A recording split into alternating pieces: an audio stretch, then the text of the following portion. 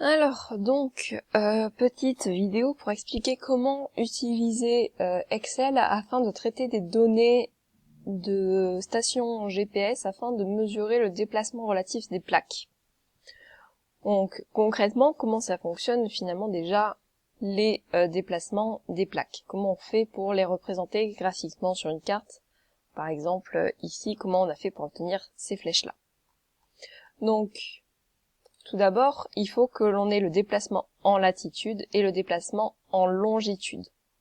Donc, il y a des valeurs positives et des valeurs négatives. En latitude, une valeur positive va dire qu'il y a un déplacement vers le nord. En longitude, une valeur positive correspond à un déplacement vers l'est et négative correspond à un déplacement vers l'ouest. Donc ici, la latitude est de 3,34 cm par an pour le déplacement. Donc je trace un premier trait de 3,34 cm, ici. Ensuite, pour la longitude, j'ai donc une longueur de 6,35 avec une valeur négative. Donc il faut tracer un trait de 6,35 cm en direction de l'ouest. Donc ces deux vecteurs, en les additionnant, on va obtenir donc le vecteur directeur, ici. Voilà. Et on peut déterminer sa longueur. Donc, quand on regarde toutes les données qui sont ici, voilà. Donc là, elles sont pas complétées. Mais si on les complète, on obtient donc les vecteurs directeurs suivants, donc avec deux types. Donc il y en a, c'est les vecteurs vitesse GPS, et il y en a certains, c'est les vecteurs vitesse Level 1, donc qui ont été lissés en fait, qui ont été adaptés par rapport à une plaque de référence. L'idée ici, c'est de travailler sur deux plaques, la plaque Nazca et la plaque sud-américaine. C'est-à-dire d'obtenir en fait ces graphiques-là, d'accord?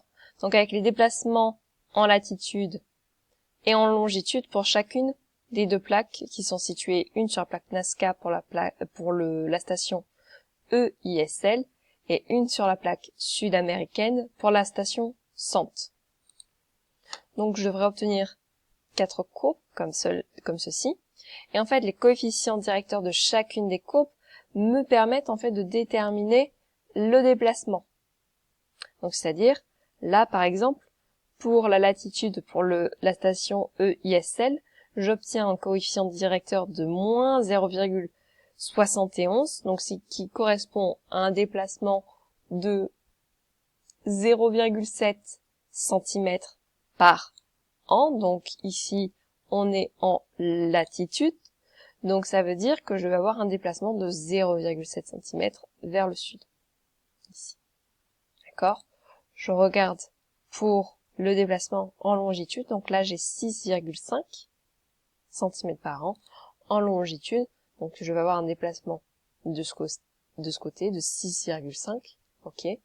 Sachant que là j'ai eu un déplacement de moins 0,7, je vais donc avoir finalement un vecteur directeur qui devrait avoir à peu près cet aspect-là. On va voir comment le tracer sur ordinateur juste après. Donc déjà, pour commencer, il faut que l'on réussisse à obtenir ces graphiques. Comment on fait pour obtenir ces graphiques? Donc il faut que l'on ait des tableurs qui comportent les données de temps, donc ici, les données de l'année 1994, la localisation, le déplacement, ici. Donc j'ai deux colonnes, une colonne qui me donne finalement la date, donc un T, et une autre qui me donne une position. Donc j'ai T ici, et là j'ai D. Donc en ayant le temps et la distance, je peux donc tracer une vitesse. Donc là, il faut que je sélectionne les deux colonnes. Pour aller plus vite, je vais sélectionner les deux premières colonnes, ici. Et pour pouvoir aller jusqu'en bas facilement, j'appuie sur la touche CTRL et sur la touche SHIFT. Et j'appuie sur la touche bas de mon clavier. Et là, j'ai mes 2274 moins 1, puisque j'ai pas sélectionné la première ligne, valeurs. Donc 2273 valeurs. Et je vais faire insertion, graphique. Donc là, on est sur la latitude. Donc là, j'ai tracé mon premier graphique, que je vais pouvoir appeler déplacement en latitude, de la station, le nom, hein, il est là, EISL. Ok. Donc, ensuite, je vais rajouter, donc comme j'ai un graphique, il faut que je rajoute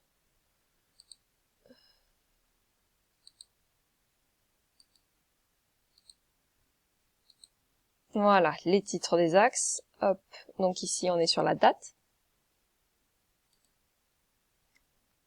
Vous voyez, hein, depuis, donc finalement, on a des données depuis 94 et qui s'étalent jusqu'à 2002.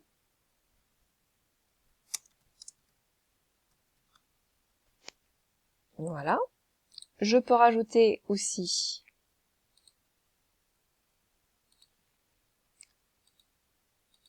là, c'est position relative.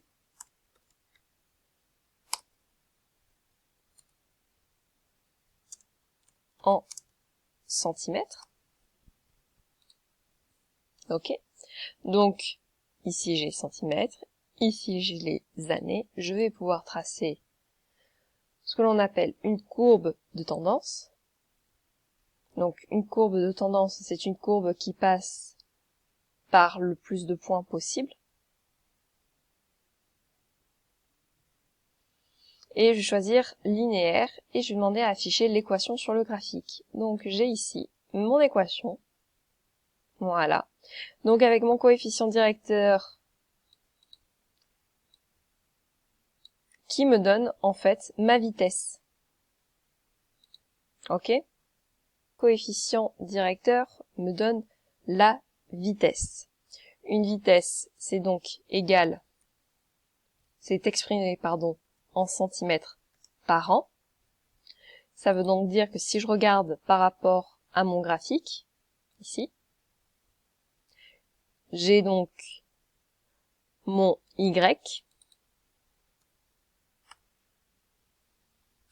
divisé par mon X, ici, et Y sur X, on est d'accord que c'est en fait quand l'on a, c'est la façon d'obtenir le coefficient directeur. Quand on est sur une formule Y égale AX plus B, pour obtenir le coefficient directeur il est égal à Y sur X. Donc, en fait, on a bien ici donc le coefficient directeur qui me permet d'obtenir ma vitesse de déplacement en latitude. Je refais la même chose en longitude, donc toujours je sélectionne les deux premières colonnes, j'appuie sur CTRL, j'appuie sur SHIFT, flèche du bas, je sélectionne toutes mes valeurs, insertion, graphique, nuage de points, titre du graphique, alors j'ai pris quoi? J'ai gardé le même titre pour les deux, déplacement en longitude pour la station EISL. Voilà. J'ajoute mes axes. Vertical.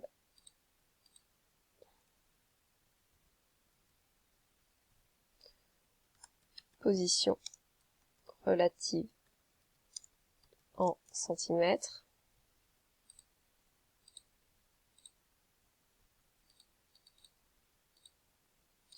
Date en année.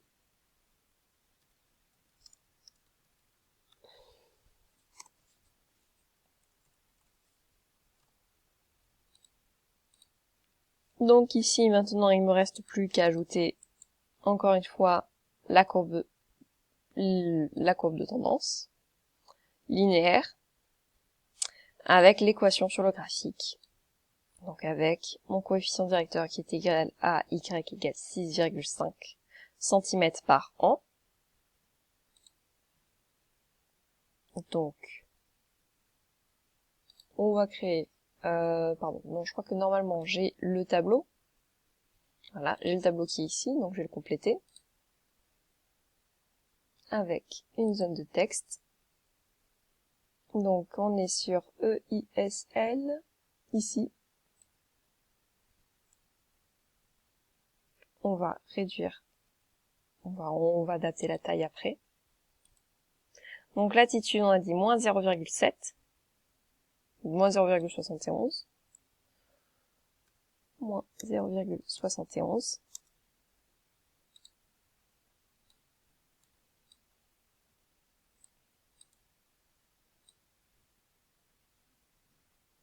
Voilà.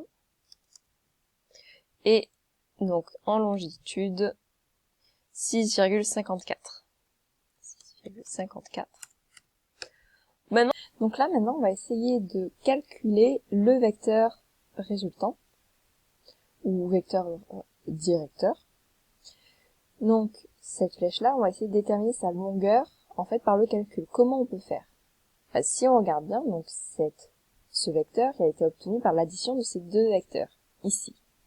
Et on se retrouve, en fait, là, dans le cas où on a un triangle rectangle. Donc, le triangle rectangle, concrètement, nous permet d'utiliser la formule de Pythagore, qui nous dit que le carré de l'hypoténuse est égal à la somme des carrés des deux côtés. Donc cette valeur-là au carré, la latitude, et cette valeur-là au carré, la longitude.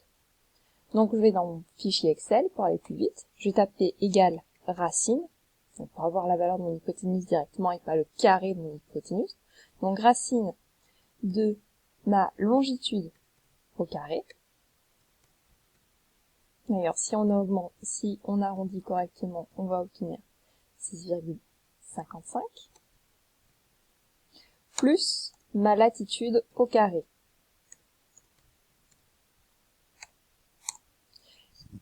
Et donc, j'obtiens une longueur de 6,59 cm pour la taille du vecteur résultante, ou vecteur directeur. Donc, 6,59.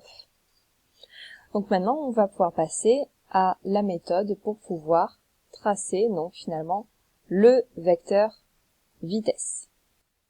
Voilà, donc là, on va finir par tracer donc notre vecteur vitesse chez EISL, d'accord, donc le vecteur directeur. Donc pour ça, je vais faire quelque chose de très simple, je vais utiliser le dessin, donc sur Word. Donc j'ai inséré une forme, finalement, c'est un carré dont j'ai besoin. Donc je vais insérer un carré qui devrait faire donc 0,7 cm de hauteur, ici, et 6,54 de longueur. Donc ici, je vais marquer 0,71, voilà. Et là, 6,54. Voilà.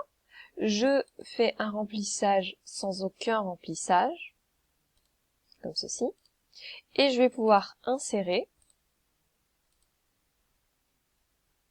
du coup, mon vecteur vitesse, comme ça, voilà, en l'épaississant un petit peu, et en changeant la couleur, je vais le mettre en rouge pour qu'il soit bien visible.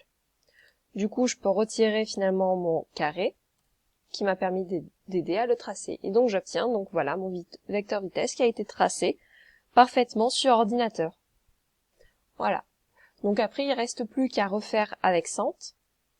Si on veut s'entraîner, on peut le faire avec tous les autres stations ici qui sont disponibles, afin de voir quels sont les déplacements des plaques les unes par rapport aux autres. Donc là, de toute évidence, la plaque Nazca, en tout cas, elle rentre dans la plaque sud-américaine.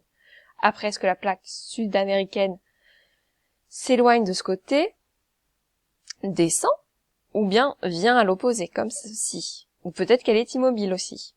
Voilà. Donc j'espère que cette vidéo vous aura été et que vous êtes en mesure à présent de déterminer donc le vecteur vitesse à l'aide du logiciel Excel et de le tracer ensuite sur Word. Je vous souhaite une bonne journée et un bon confinement.